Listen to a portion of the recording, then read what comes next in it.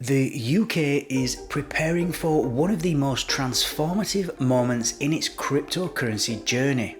By early 2025, the government plans to roll out a comprehensive regulatory framework for crypto, stablecoins, and related financial services. This move represents a giant leap forward for a nation aiming to establish itself as a global leader in digital assets and blockchain innovation. But why now, and what does this mean for the future of crypto in the UK? Hi everybody and welcome to the latest episode of Enter Crypto with me, Chris Kenyon. Now in today's video we're going to be talking about the UK's bold new vision, and that's because Tulip Siddiq, who is the Economic Secretary to the Treasury, has made one thing clear, and that is that the government is stepping up to simplify the rules and also cut down on bureaucracy and create a supportive environment where crypto businesses can truly thrive. And this isn't just about regulation, it's also about confidence. Crypto businesses need a clear set of rules to operate within, and consumers and investors need the assurance that their money is protected. So by bringing all crypto regulations under one unified framework, the UK is hoping to offer clarity and stability to everybody involved.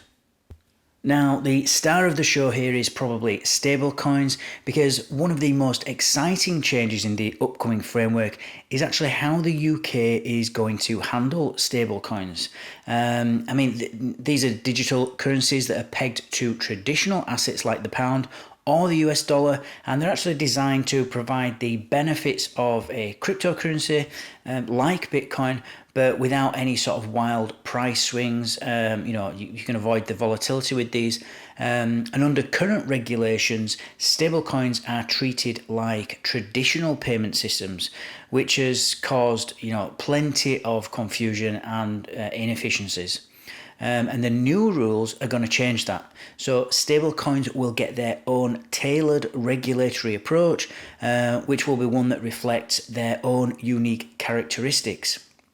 And this is a game changer for businesses that issue stablecoins, and also for users like you and me who might rely on them for what they're meant for, which is basically fast, stable digital payments. Crypto staking services are also going to get a boost. If you're into crypto staking, then there's good news for you as well, because staking, for anyone who doesn't know, is just where users lock up their crypto. It supports a blockchain network, and then they earn rewards on that principal amount. And it's often been misunderstood and also misclassified under old, sort of outdated financial regulations. And so it looks like the UK government is actually making sure that this doesn't happen anymore. And these new rules are aiming to give staking the sort of clarity and flexibility that it needs to grow, which is a move that I think most industry experts have already said and praised it as sort of forward thinking. And those are just the sort of national issues in relation to crypto in the UK.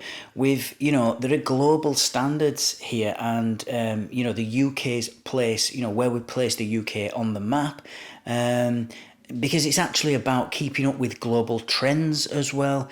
The European Union's MiCA regulation is set to take effect in this year and coming into next year, and it's creating this sort of ripple effect across the crypto world. MiCA is providing a consistent oversight while also fostering innovation and protecting consumers. And the UK will want to achieve something similar, if not better. And so the UK is not just going to be playing catch up here with these new regulations coming out. It's actually going to be sort of carving its own space out.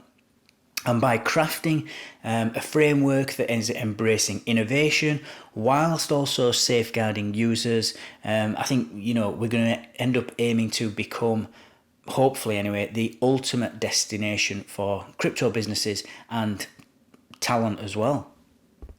And really, if we take a step back and we look at this sort of journey for the UK, we've gone from hesitation to action, really, because the UK hasn't always been this bold about crypto. In the early days, the government took this cautious approach, I would say, choosing to kind of watch the market grow rather than just dive in.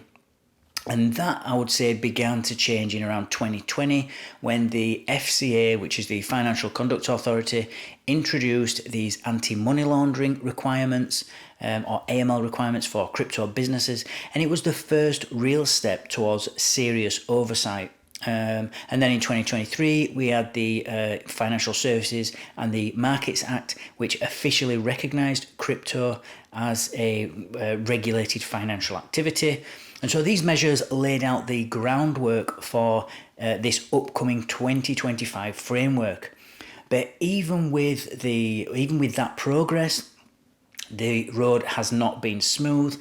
We've had delays in policy implementation, and strict FCA rules have frustrated many people, or certainly many businesses in the industry. And some crypto firms have even reduced their UK presence. And if you ask them, they always cite these regulatory hurdles. And so let's not forget that the government's controversial restrictions on crypto promotions were also part of all this, and that sparked debates about whether they were actually, whether the government was protecting consumers or actually stifling innovation. Now, all that said, this 2025 framework is really going to be a kind of fix for the future.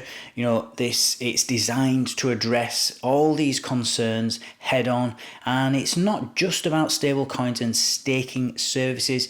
It's probably going to cover emerging sectors like DeFi, that's decentralized finance, which operates on decentralized networks without traditional intermediaries, which has been a hot topic in crypto for a long time, and it's also raised some questions about security and accountability.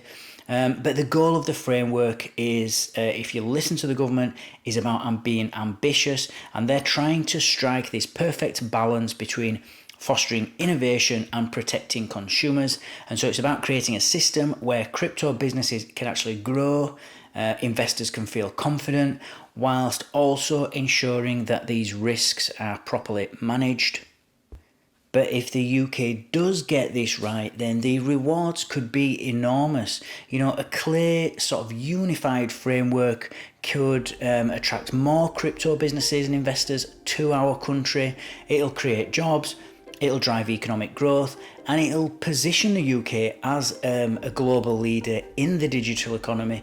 We've been hearing for ages and ages about the, from politicians that are trying to put the UK. Well, this is actually a real stab at it, a real chance of achieving that.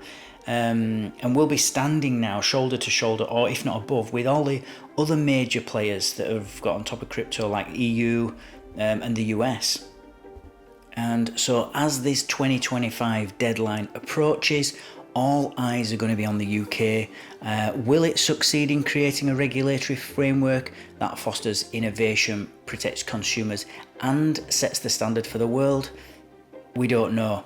But one thing is for sure, and that is that this is a pivotal moment in the UK's crypto journey. So whether you're a business, an owner, an investor, or if you're just curious about the future of finance, then this is a story you do not want to miss. So stay tuned, because the UK's crypto revolution is just beginning, in my opinion.